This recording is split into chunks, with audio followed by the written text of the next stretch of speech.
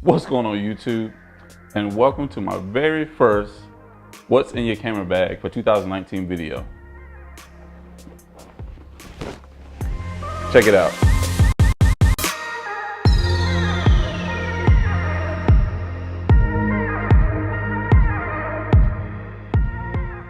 Like I said, this is my very first what's in your camera bag video. There are a lot of them out there, but I've been reading some of the comments that's been left on some of my videos.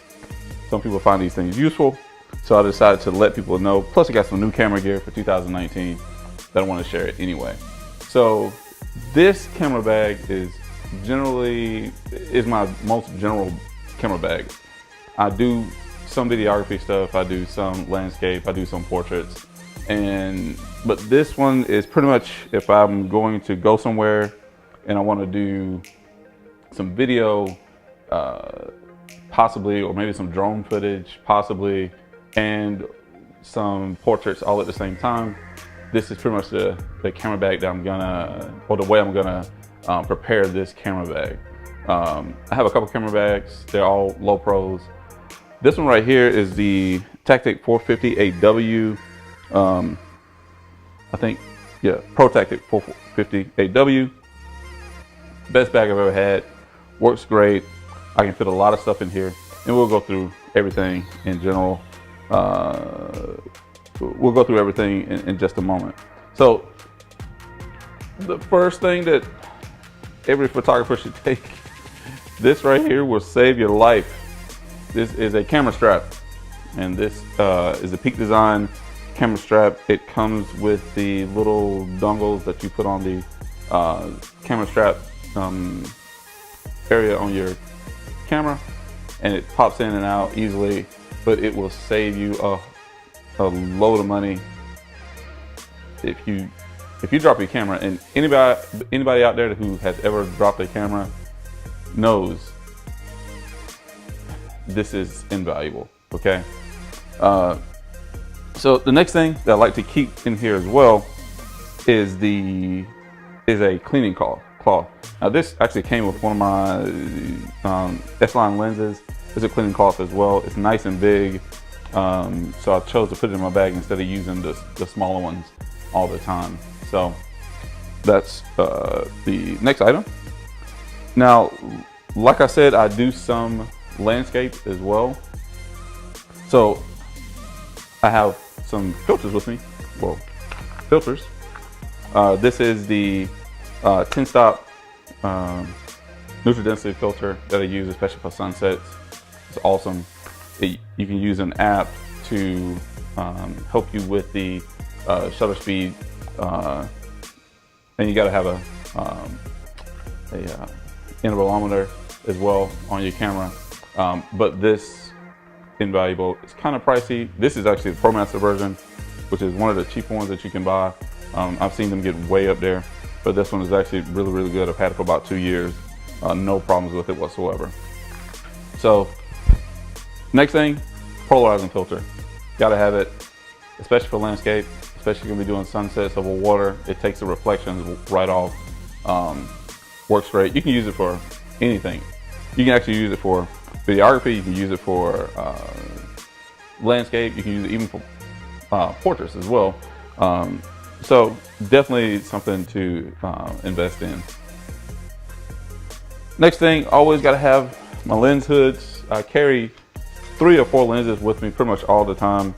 Most of them are prime lenses, but this one is for my Nikkor 24-70 f4 S-line lens.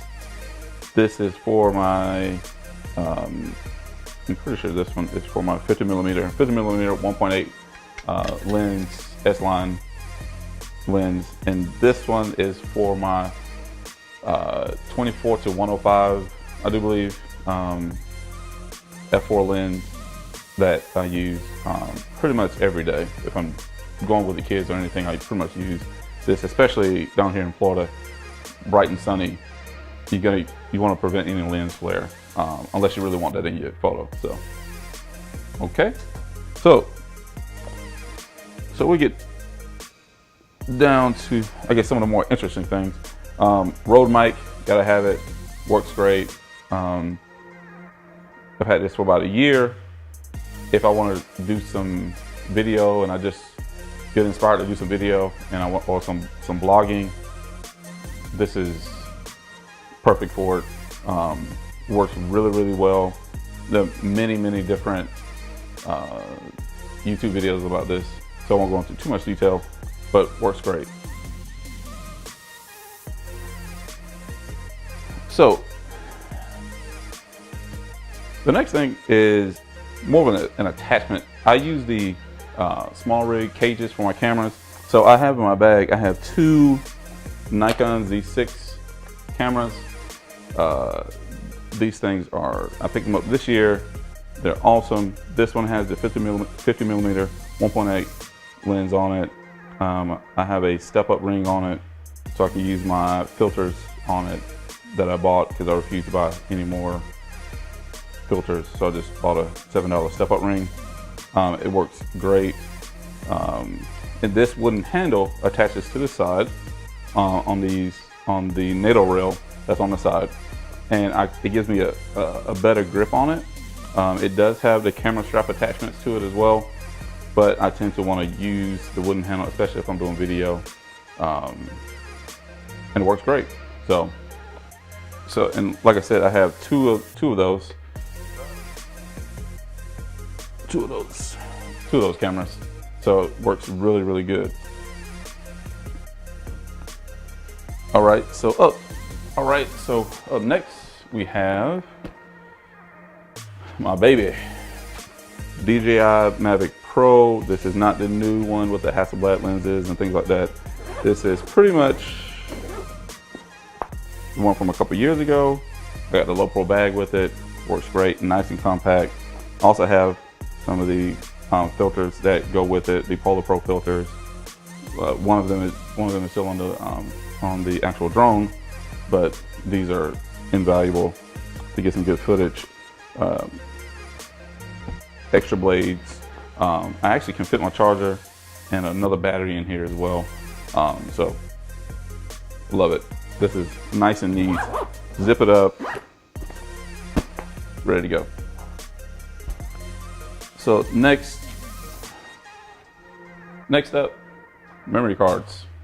Gotta have a good memory card case. This is the most important thing, actually, because your memory cards are in here with all your pictures and footage.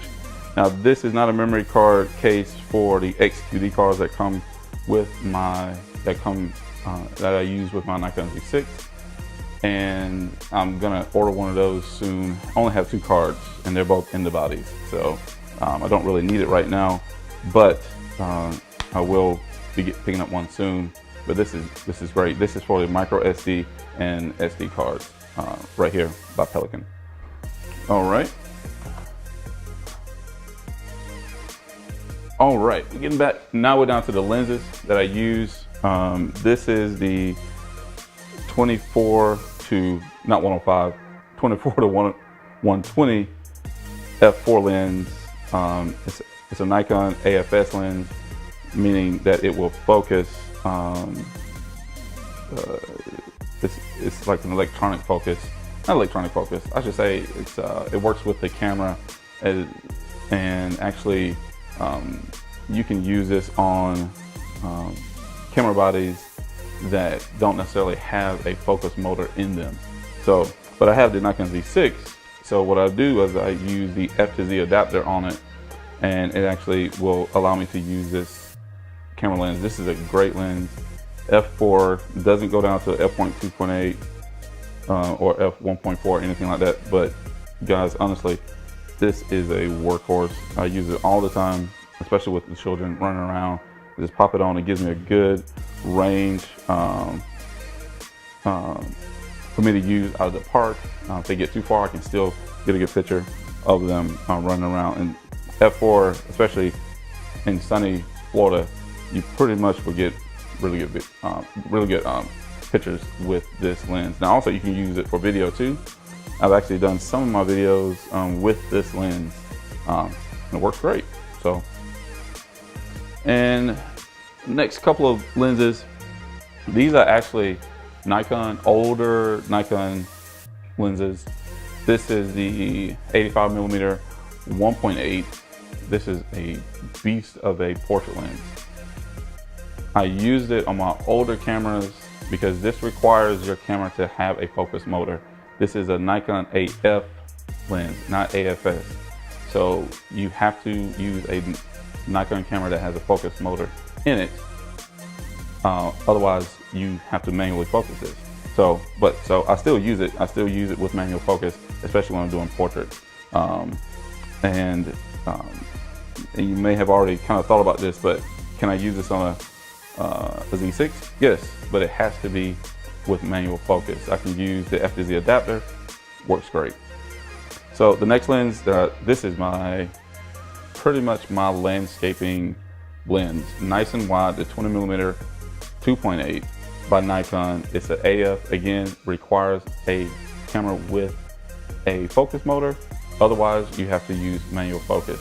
Now with these newer cameras, you can use focus peaking, and it will help you and assist you with focus for these types of lenses.